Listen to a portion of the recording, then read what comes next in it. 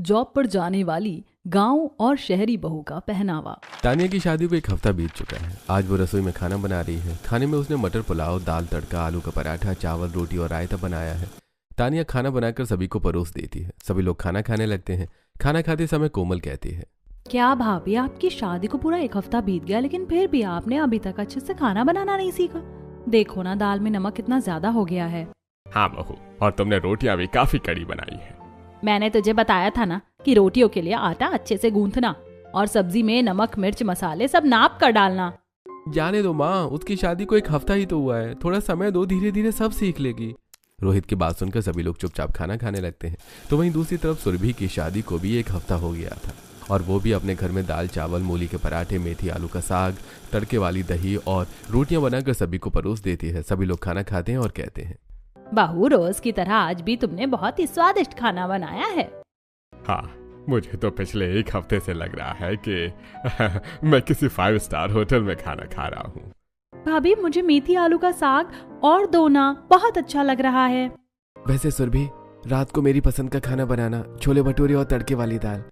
सभी लोग खाना खा लेते हैं। थोड़ी देर बाद पड़ोसन कमला रागिनी के घर आती है और कथा का निमंत्रण देते हुए कहती है, रागिनी बहन, आज शाम को मैंने कथा का आयोजन किया तो तुम अपनी बहू और बेटी को लेकर कथा में जरूर आना। तुम चिंता मत करो, मैं जरूर आऊंगी। वैसे बैठो, एक कप चाय पी लो। अरे नहीं नहीं रागिनी बहन, अभी मुझे तुम्हारी पड़ोसन जानवी बहन के घर भी निमंत्रण देने जाना है। अब कमला रागिनी के घर से निकलती है और जानवी के घर आ जाती है। वो जानवी को कथा का निमंत्रण देते हुए कहती है, जानवी बहन, भूलना मत, अपनी बहू और बेटी को लेकर कथा में जरूर आना।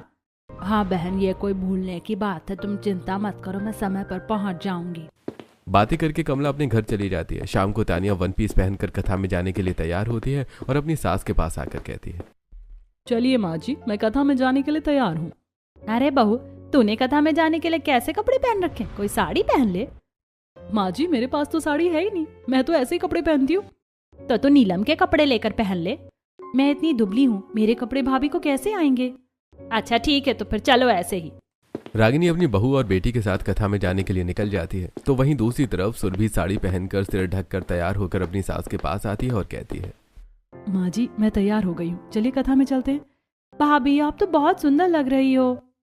मेरी बहू तो है ही सुंदर। ठीक है बहू, चलो चलते हैं। जानवी भी अपनी बहू और बेटी के साथ कथा में जाने के लिए निकल जाती है। उधर रागिनी तानिया और नीलम को लेकर कथा में पहुंचती है। तभी शोभा रागिनी से कहती है, रागिनी बहन, सुना है तुम्हारी बहू मॉडर्न है और जॉब करती है, लेकिन कम से कम कथा में तो साड़ी पहनकर और सिर ढककर आना चाहिए था। ये कैसे कपड़े पहने तुम्हारी बहू ने? अरे चाची, जाने दो ना, मेरी भाभी मॉडर्न है, मॉडर्न कपड़े ही पहनेंगी, फिर कौन सा उन्हें कथा सुनानी है। हाँ हाँ, मॉडर्न बहू के नाम पर तुम लोग कुछ भी पहनो, भला पूजा में ऐसे कपड़े कौन पहनता है। तभी जानवी भी अपनी बहू और बेटी के साथ वहां पहुंच जाती है। शोभा जैसे ही जानवी की बहू सुरभि को देखती है तो वो रागिनी से कहती है, देख रही हो रागिनी बहन, जानवी बहन अपनी बहू के साथ आई है। उनकी बहू साड़ी में कितनी सुंदर लग रही है, और देखो कितने अच्छे से सिर ढक रखा है। बहुत संस्कारी है उनकी बहू। गांव की है तो क्या हुआ, उसमें किसी चीज की कोई कमी नहीं है। ऐसा कहकर थोड़ी देर शोभा जानवी और उसकी बहू से भी बात करती है और वहां से चली जाती है। फिर रागिनी और जानवी दोनों कथा में जाकर बैठ जाती हैं। तब सुरभि तानिया से कहती है, आप ही तानिया है ना? मुझे कोमल ने आपके बारे में बताया था। हाँ, मैंने भी तुम्हारे बारे में सुना था। तुम किसी गांव से आई हो ना? वैसे तुम्हें देखकर लगता भी है कि तुम गांव से हो। सुरभि तानिया की बात पर मुस्कुरा देती है। कथा खत्म होने के बाद सभी लोग अपने अपने घर आ जाते हैं। अगले दिन सुबह उठकर तानिया टॉप और शॉर्ट स्कर्ट पहनकर तैयार होती है और अपना लैपटॉप लेकर अपनी सास के पास आती है और कहती है, माँ जी, मैंने नाश्ता बना दिया है, आज से मेरा ऑफिस है तो मैं जा रही हूँ। ऑफिस जाना ठीक है, लेकिन तूने कपड़े कितने छोटे पहन रखे हैं। माँ, आजकल की लड़कियां अपने ऑफिस में ऐसे ही कपड़े पहनती हैं। चलो तानिया, मैं तुम्हें तुम्हारे ऑफिस छोड़ता हूँ, अपने ऑफिस चला जाऊंगा फिर मैं। ऐसा कहकर रोहित तानिया को लेकर ऑफिस के लिए निकल जाता है। मोहल्ले की औरतें तानिया को इस तरह छोटे कपड़े पहनकर ऑफिस जाते हुए देखकर आपस में बातें करती हैं। हाय दैया, शोभा बहन, देखो तो जरा रागिनी बहन की बहू को, कितने छोटे छोटे कपड़े पहनकर ऑफिस जा रही है। हाँ बहन, उस दिन कथा में भी ऐसे ही आई थी। मुझे तो बड़ी ही बेशर्म लगती है ये। कम से कम रागिनी बहन को तो इसे ऐसे कपड़े पहनने से रोकना चाहिए।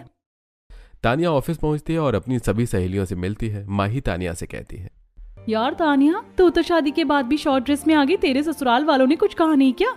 यार तुझे तो पता ही है कि मैं कपड़ों के मामले में किसी से कोई समझौता नहीं करती। जैसे ड्रेस शादी से पहले पहनती थी वैसी ही शादी के बाद भी पहनूंगी। और रोहित से मैंने पहले ही कह दिया था, अगर किसी को कोई एतराज भी हो तो मुझे उससे फर्क नहीं पड़ता। हाँ यार, मान गए तुझे, सचमुच तू बहुत स्मार्ट है अपने पहनावे के मामले में, तो तू कोई समझौता नहीं करेगी। तो वहीं दूसरी तरफ घर का सारा काम खत्म करने के बाद सुरभि अपनी सास के पास आती है और कहती है, माँ जी रसोई में सब्जी खत्म हो गई है, चलिए ना बाजार जाकर सब्जी ले आते हैं। बेटा दरअसल मेरी तबीयत कुछ ठीक नहीं है और कोमल भी कॉलेज गई है, तो ऐसा कर कि तू ही बाजार जाकर सब्जी ले आ। ठीक है माँ जी, आप आराम कीजिए, आप चिंता मत कीजिए, मैं सब्जी ले आऊंगी। अब सुरभि अपने कमरे में जाकर साड़ी पहनकर बिंदी लगाकर तैयार होती है और झोला लेकर सब्जी लाने के लिए निकल जाती है। तभी रास्ते में उसे कमला और शोभा दिखाई देती हैं। सुरभि दोनों को प्रणाम करती है और कहती है, कैसी हो कमला चाची, शोभा चाची, आइए ना हमारे घर बैठने। हाँ सुरभि बहू, हम तो अच्छे हैं, आएंगे। वैसे तुम्हारी सास की तबीयत ठीक तो है ना? नहीं कमला चाची, आज उनकी तबीयत कुछ ठीक नहीं है, इसीलिए मैं अकेली सब्जियां लेने आई हूँ। अच्छा चाची चलती हूँ, सब्जियां लाने जा रही हूँ। हाँ हाँ जाओ बेटा। सुरभि सब्जियां लेने चली जाती है। तब शोभा कमला से कहती है, देख रही हो कमला, दोनों ही मोहल्ले की बहू हैं, लेकिन शहरी बहू और गांव की बहू के पहनावे में कितना फर्क है। एक के पहनावे में संस्कार नाम की कोई चीज दिखाई नहीं देती और दूसरी अपने पहनावे से इतनी संस्कारी लगती है। हाँ बहन, तुम तो सही कह रही हो, जानवी बहन तो ऐसी बहू पाकर धन्य हो गई। ऐसे ही शाम हो जाती है और तानिया अपने घर आती है और अपनी सास से कहती है, माँ जी आज ऑफिस में बहुत काम था, मैं बहुत थक गई हूँ, इसीलिए मैंने आते वक्त खाना बाहर से ही ऑर्डर कर दिया है। थोड़ी देर में खाना आ जाएगा, फिर मैं लगा दूंगी, तब तक मैं थोड़ा आराम कर लेती हूँ। अरे बहू, अगर तुझे खाना नहीं बनाना था तो तूने बाहर से क्यों ऑर्डर कर दिया? मैं और नीलम मिलकर बना लेते। माँ जी नीलम बता रही थी कि उसके कॉलेज में प्रोजेक्ट चल रहे हैं, इसीलिए मैंने बाहर से ऑर्डर कर दिया। ऐसा कहकर तानिया अपने कमरे में चली जाती है। थोड़ी देर बाद पार्सल वाला आता है। तानिया पार्सल लेती है और रसोई में जाकर सारा खाना प्लेट में सर्व कर देती है। सभी लोग खाना खाते हैं। तो वहीं दूसरी तरफ सुरभि ने तड़के वाली दाल, चावल, सब्जी, रोटियां, टमाटर की चटनी और आलू की भुर्जी सब कुछ बना लिया था। वो खाना परोसती है। सभी लोग खाना खाकर सुरभि की बहुत तारीफ करते हैं। अगली सुबह तानिया जीन्स और शॉर्ट टॉप पहनकर तैयार होकर हॉल में आती है। तब तानिया के ससुर कहते हैं, बहू तुम ये कैसे कपड़े पहनकर ऑफिस जा रही हो? माना कि तुम शहर की मॉडर्न लड़की हो, लेकिन शादी के बाद कम से कम सलवार सूट तो पहन सकती हो। ओ पिताजी, मैं आप लोगों की रोज रोज की इन बातों से परेशान हो गई हूँ, मुझे ऐसे ही कपड़े पहनना पसंद है। अच्छा मैं जा रही हूँ, मुझे देर हो रही है। ऐसा कहकर तानिया चली जाती है। तब रागिनी महेंद्र से कहती है, देख रहे हैं जी, हमारी बहू ऐसे छोटे छोटे कपड़े पहनकर ऑफिस जाती है, उसे जरा भी शर्म नहीं आती। और रोहित है कि उसी का सपोर्ट करता है। अरे माँ छोड़ो ना, जब भाभी दूसरी तरह के कपड़े पहनना नहीं चाहती तो आप लोग क्यों परेशान करते हो? वैसे भी आजकल ऐसे ही कपड़े पहने जाते हैं। अच्छा माँ मैं चलती हूँ, मुझे कॉलेज के लिए देर हो रही है। ऐसा कहकर नीलम भी कॉलेज के लिए निकल जाती है। तो वहीं दूसरी तरफ रितेश का दोस्त कमल अपनी पत्नी रीना के साथ सुरभि से मिलने उनके घर आता है।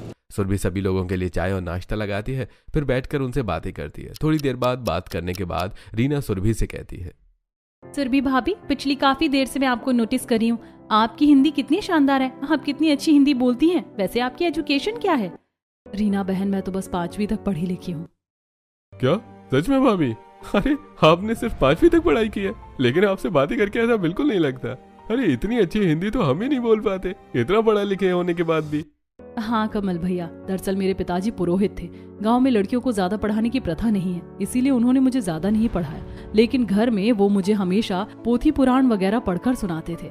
सुरभि भाभी, मैं तो कहती हूँ कि आपको जॉब कर लेनी चाहिए। कई बार ऑफिस में ऐसी वैकेंसी निकलती है जहाँ शुद्ध हिंदी बोलने वालों की जरूरत होती है और बहुत पढ़े लिखे लोगों की हिंदी भी अच्छी नहीं होती इतनी, तो आप चाहे तो जॉब कर सकती हैं।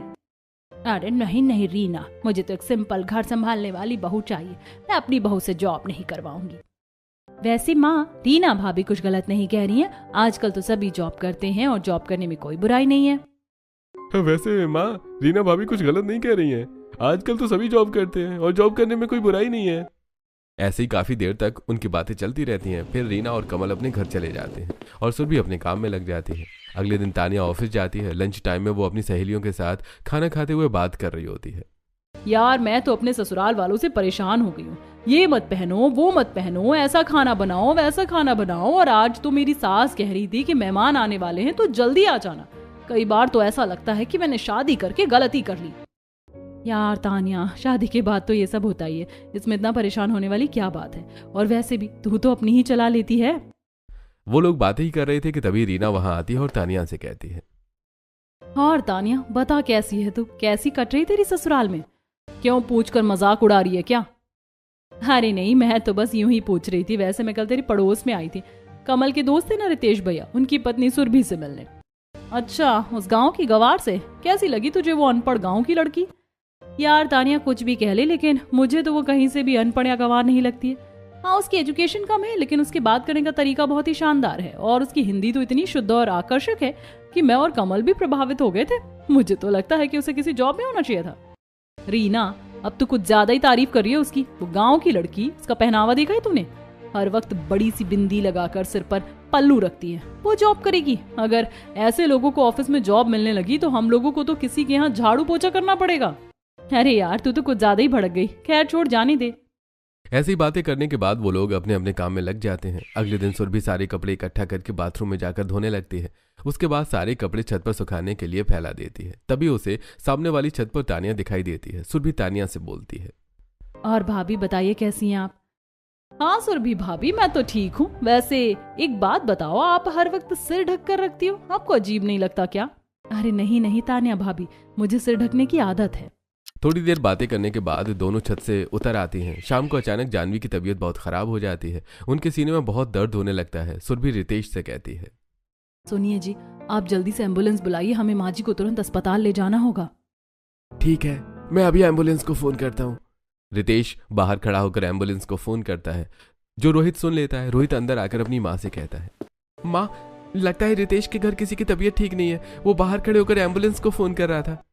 हाँ बेटा, पिछले कुछ दिनों से जानवी बहन की तबीयत ठीक नहीं थी, हो सकता है उनकी तबीयत खराब हो गई। चलो जरा उनके यहाँ चलते हैं। रागिनी, महेंद्र, रोहित, तानिया और नीलम सभी लोग जानवी के घर पहुंचते हैं और कुछ और पड़ोसन भी वहां आती हैं। तब तक एम्बुलेंस भी आ चुकी होती है। सुरभि अपनी सास को देखकर लगातार रो रही होती है। रागिनी सुरभि से कहती है, मत रो सुरभि बेटा, तुम्हारी सास को कुछ नहीं होगा। रागिनी और उनका परिवार जानवी को एम्बुलेंस में बिठाने में मदद करता है। एम्बुलेंस चली जाती है। फिर रागिनी कहती है, कितनी अच्छी बहू है सुरभि, अपनी सास का कितना ख्याल रखती। ओ माँ जी, आप हमेशा दूसरों की तारीफ क्यों करती हैं? अगर आप बीमार होंगी तो मैं भी आपकी इतनी ही देखभाल करूंगी। तानिया की बात सुनकर रागिनी चुप हो जाती है। उधर अस्पताल में रितेश अपनी माँ को एडमिट करता है। डॉक्टर चेकअप और 1-2 टेस्ट होते हैं। फिर डॉक्टर कहता है, देखिए मैंने टेस्ट करवा लिया है। फिलहाल उन्हें दर्द का इंजेक्शन दे दिया है, जिससे उन्हें आराम है। लेकिन आपकी माँ का हार्ट का नस ब्लॉक हो जा रहा है। अगले 4 महीनों के अंदर उनका ऑपरेशन करवाना बहुत जरूरी है, वरना उनकी जान को खतरा हो सकता है। अभी मैं ये दवाइयां लिख देता हूँ, आप उन्हें घर ले जा सकते हैं। ये बात सुनकर सभी लोग बहुत परेशान हो जाते हैं और फिर सब घर लौट आते हैं। अगले दिन सुबह जहां एक तरफ सुरभि अपनी सास जानवी की सेवा में लगी हुई थी, तो वहीं दूसरी तरफ रितेश अपने पिता विनोद से कहता है, पिताजी, माँ का ऑपरेशन 4 महीने के अंदर करवाना बहुत जरूरी है, लेकिन उसमें काफी पैसे लगेंगे। मुझे समझ नहीं आता कि इतनी छोटी सी नौकरी के साथ मैं इतना पैसा कैसे इकट्ठा करूंगा। हाँ बेटा, तू सही कह रहा है। अब मैं तो भी बूढ़ा हो गया हूँ, मुझे भी कोई काम नहीं मिलेगा। भैया आप कहें तो मैं कॉलेज छोड़कर कोई छोटी मोटी नौकरी के लिए कोशिश करूं? अरे नहीं नहीं कोमल, अभी तो फर्स्ट ईयर में है, तुझे कौन सी नौकरी मिलेगी? तो अपना ग्रेजुएशन पूरा कर। वो लोग यही बातें कर रहे थे कि तभी कमल और रीना जानवी से मिलने उनके घर आते हैं। जानवी की तबीयत पूछने के बाद रितेश कमल और रीना को सारी बातें बताता है और कहता है, समझ नहीं आ रहा है कि इतने पैसों का इंतजाम कहाँ से होगा। रितेश भैया, एक तरीका है, अगर आप लोग तैयार हो जाएं तो। अरे भाभी कैसी बात कर रही हैं? बताइए तो सही क्या तरीका है। हम अपनी माँ की जान बचाने के लिए कुछ भी कर सकते हैं। दरअसल भैया, अभी हमारे ऑफिस में हिंदी सेल्स ऑफिसर की पोस्ट खाली है। काफी लोगों ने इंटरव्यू दिया, लेकिन कोई भी सिलेक्ट नहीं हुआ।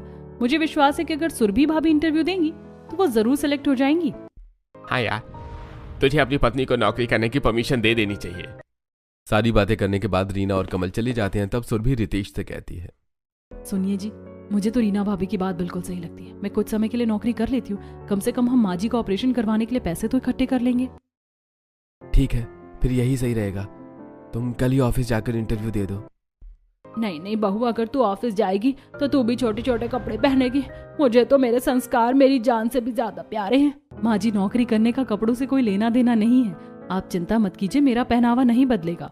सुरभि की बात सुनकर जानवी को थोड़ा सुकून मिलता है। अगले दिन सुरभि साड़ी पहनकर, माथे पर बिंदी लगाकर और सिर पर पल्ला लेकर तैयार होती है। फिर वो अपनी सास के पास आती है। माँ जी, मैं ऑफिस इंटरव्यू के लिए जा रही हूँ। मैंने आपके पलंग के पास पानी और खाना रख दिया है, समय पर खा लीजिएगा और दवाइयाँ भी ले लीजिएगा। मैं शाम तक वापस आ जाऊंगी। माँ जी, आशीर्वाद दीजिए। जीती रहो बेटा। अब रितेश सुरभि को लेकर निकल जाता है और फिर सुरभि को ऑफिस के बाहर छोड़ देता है और कहता है, सुरभि अब मैं ऑफिस जा रहा हूँ, तुम ऑटो लेकर घर चली जाना। ठीक है जी, मैं चली जाऊंगी, आप चिंता मत कीजिए। सुरभि ऑफिस के अंदर जाती है। लंच टाइम चल रहा होता है। तानिया अपनी सहेलियों के साथ शॉर्ट वन पीस पहनकर ऑफिस की बालकनी में खड़ी होती है। तभी सुरभि पिंक साड़ी पहनकर सिर पर पल्ला लिए वहां पहुंचती है। तानिया उसे देखकर चौंक जाती है और कहती है, सुरभि भाभी आप यहाँ, वैसे यहाँ किस लिए आई हैं? तानिया भाभी मैं यहाँ नौकरी के लिए इंटरव्यू देने आई हूँ।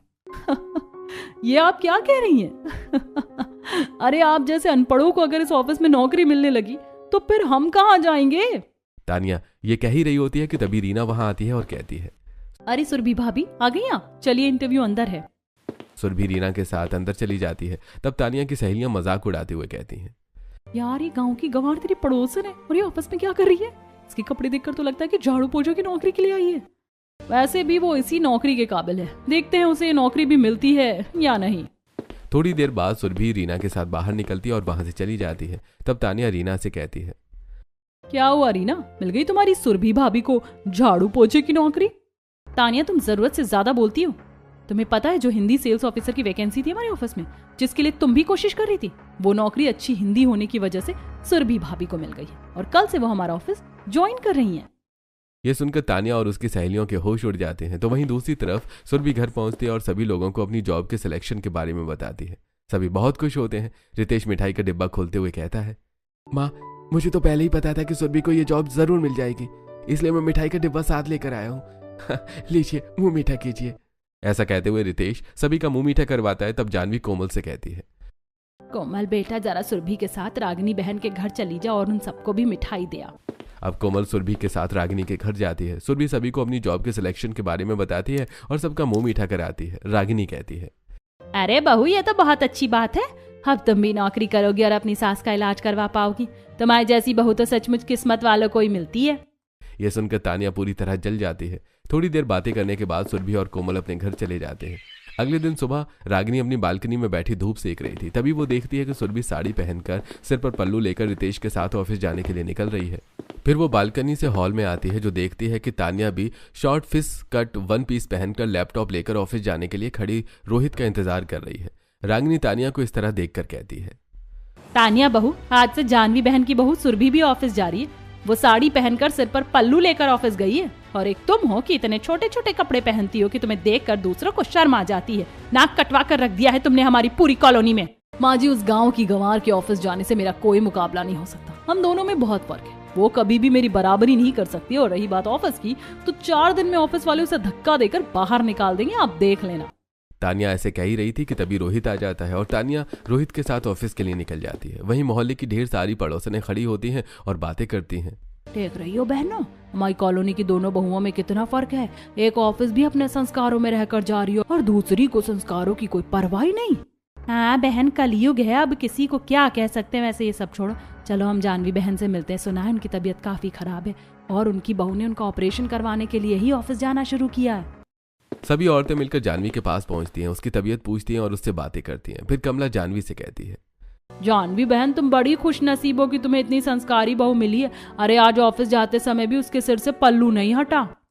जानवी अपनी बहू की तारीफ सुनकर बहुत खुश होती है और इधर दूसरी तरफ सुरभि ऑफिस में पहुंचती है और क्लाइंट अटेंड करना शुरू करती है। वो काफी मन लगाकर काम कर रही थी। धीरे धीरे समय बीतता है। सुरभि और तानिया अपने अपने तरीके से कपड़े पहनकर ऑफिस जाती हैं और अपने अपने तरीकों से काम करती हैं। एक दिन लंच टाइम में शीतल तानिया से कहती है, तानिया मैंने सुना है कि वो गांव की गंवार सुरभि अपने वर्क में बहुत अच्छा परफॉर्म कर रही है। बॉस उससे काफी खुश है और उसकी बहुत तारीफ कर रहे थे। जो भी हो, मुझे तो वो एक नंबर की गंवार ही लगती है। देखो आ रही है सामने से साड़ी पहनकर और पल्लू लेकर। तभी सुरभि वहां आ जाती है और कहती है, कैसे हो आप सभी? हम तो अच्छे हैं भाभी। वैसे आप साड़ी के अलावा कुछ और नहीं पहनती हैं क्या? नहीं, मुझे साड़ी पहनना ही पसंद है। बातें करने के बाद सुरभि वहां से चली जाती है। समय बीतता है। सुरभि ने अपनी सैलरी से ऑपरेशन के पैसे जमा कर लिए थे और अपनी सास का ऑपरेशन करवाकर उन्हें ठीक कर लिया था। ऑपरेशन के बाद वो अपनी सास का और ज्यादा ख्याल रख रही थी। एक दिन सुरभि अपनी सास को खिचड़ी खिला रही थी। तभी उसकी सास कहती है, बेटा तेरा बहुत बड़ा एहसान है मुझ पर। तूने मेरा इतना बड़ा ऑपरेशन करवा दिया और इतना ख्याल भी रखती है। माँ जी मैं आपकी बहू हूँ, ये मेरा फर्ज है, इसमें एहसान की कोई बात नहीं है। और आज के बाद दोबारा मुझे ऐसा मत कहना। अब लीजिए और थोड़ा खाइए। ये सुनकर जानवी मुस्कुरा देती है। ऐसे समय बीतता है। एक दिन गांव का एक आदमी दिनेश ऑफिस आता है और सुरभि को पहचान लेता है। सुरभि उसे इन्वेस्टमेंट के बारे में सारी जानकारी देती है। ये सुनकर दिनेश कहता है, अरे सुरभि बेटा, तुमने मुझे इतनी अच्छी तरह से समझाया है कि मुझे अब समझ में आ गया है। तुम्हें तो पता है मुझे अपने ढेर सारे खेत बेचकर पैसे जमा करने हैं, तो क्यों ना मैं वो पैसे तुम्हारे ही ऑफिस में इन्वेस्ट कर दूं। दिनेश चला जाता है और कंपनी को सुरभि के द्वारा एक बहुत बड़ी डील मिल जाती है, जिससे बॉस खुश हो जाती है। कुछ दिन बाद बॉस सुरभि और तानिया दोनों को केबिन में बुलाते हैं और कहते हैं, हर साल की तरह इस साल भी हमारे ऑफिस में अवार्ड फंक्शन रखा जा रहा है और बेस्ट परफॉर्मेंस अवार्ड भी दिया जाएगा। तुम लोग भी अपने अपने परिवार के साथ वहां जरूर आना। सुरभि और तानिया दोनों हाँ कह देती हैं। शाम को तानिया घर आकर अवार्ड फंक्शन के बारे में बताती है। ये सुनकर रागिनी कहती है, बहू ये तो बहुत खुशी की बात है। माँ जी आप देखना, उस फंक्शन में बेस्ट परफॉर्मेंस का अवार्ड मुझे ही मिलेगा। हाँ भाभी ये तो बहुत अच्छी बात है। हम आज ही मार्केट चलते हैं ताकि आपके अवार्ड फंक्शन के लिए सुंदर सी ड्रेस खरीद सके। दूसरी तरफ सुरभि भी अपने परिवार को अवार्ड फंक्शन के बारे में बताती है और कहती है, माँ जी मुझे तो पूरा विश्वास है कि इस अवार्ड फंक्शन की विजेता तानिया भाभी ही होंगी और मुझे इस बात की बहुत खुशी है। बहू मेरी तरफ से तो तुझे अवार्ड बहुत पहले ही मिल चुका है। तूने इतनी मेहनत करके मेरा ऑपरेशन जो करवा दिया है। भाभी चलिए हम आपके अवार्ड फंक्शन के लिए एक सुंदर सी ड्रेस खरीद लेते हैं। सुरभि कोमल के साथ मॉल जाती है। वहां एक सुंदर साड़ी देखकर कहती है, ये साड़ी बहुत सुंदर है, इसे ले लेते हैं। सुरभि साड़ी खरीद लेती है। तभी सामने वाली काउंटर पर तानिया रेड कलर का fish cut off shoulder gown देख रही होती है। सुरभि तानिया के पास आती है और कहती है, अरे भाभी आपकी अवार्ड फंक्शन की तैयारी हो गई? हाँ देखा मैंने कितना सुंदर ड्रेस खरीदा है। वैसे तुमने भी ले लिया ना ड्रेस? तुमने तो जरूर कोई देहाती सी साड़ी ली होगी। सुरभि मुस्कुरा देती है। दोनों अपने घर आ जाती हैं। अगले दिन अवार्ड फंक्शन होता है। दोनों तैयार होकर अवार्ड फंक्शन में पहुंचती हैं। जहां सुरभि ने एक सिंपल सी साड़ी पहनकर सिर ढका था, तो वहीं तानिया ने एक off shoulder fish cut dress पहनी थी। दोनों अपने परिवारों के साथ फंक्शन में बैठ जाती हैं। तभी विशाल अनाउंस करते हुए कहता है, लेडीज एंड जेंटलमैन, आप सभी को इस अवार्ड फंक्शन के विजेता का नाम का इंतजार है, जिसने अपने काम से सभी का दिल जीता है और सबसे अच्छा बिजनेस किया है। उसका नाम है सुरभि। प्लीज सुरभि जी स्टेज पर आइए। ये सुनकर तानिया का चेहरा उतर जाता है और सुरभि स्टेज पर जाती है। सुरभि को स्टेज पर अवार्ड मिलता है और फिर अनाउंसर सुरभि से कहता है, सुरभि जी आप इतनी सिंपल हैं, फिर भी आपने इतना बड़ा अवार्ड जीता है। मैं चाहता हूं कि आप 2 शब्द कहें। अब सुरभि माइक लेती है और बोलना शुरू करती है। लोगों को लगता है कि सिंपल कपड़े पहनने वाले और संस्कारों में रहने वाले जीवन में कुछ अच्छा नहीं कर सकते, लेकिन ऐसा नहीं है। हमारा पहनावा हमारे कर्मों की पहचान नहीं हो सकता। मुझे अपने संस्कारों पर गर्व है। सभी लोग तालियां बजाते हैं। सुरभि की बात सुनकर तानिया को भी अपनी गलती का एहसास हो जाता है कि वो कितनी गलत थी। अगले दिन तानिया साड़ी पहनकर और बिंदी लगाकर तैयार होकर हॉल में आती है। सभी लोग तानिया को देखकर हैरान रह जाते हैं। तब वो कहती है, माँ जी मुझे माफ कर दीजिए। मैं समझ गई हूँ कि संस्कार हमारी धरोहर है और उन्हें छोड़कर हम जीवन में सच्ची खुशी हासिल नहीं कर सकते। सभी लोग उसकी बात सुनकर खुश हो जाते हैं। तानिया की सास तानिया से कहती है, बहू मुझे बहुत खुशी है कि तुझे संस्कारों का मतलब समझ में आ गया। मुझे तुझ पर गर्व है बहू। और इस तरह तानिया पूरी तरह बदल जाती है।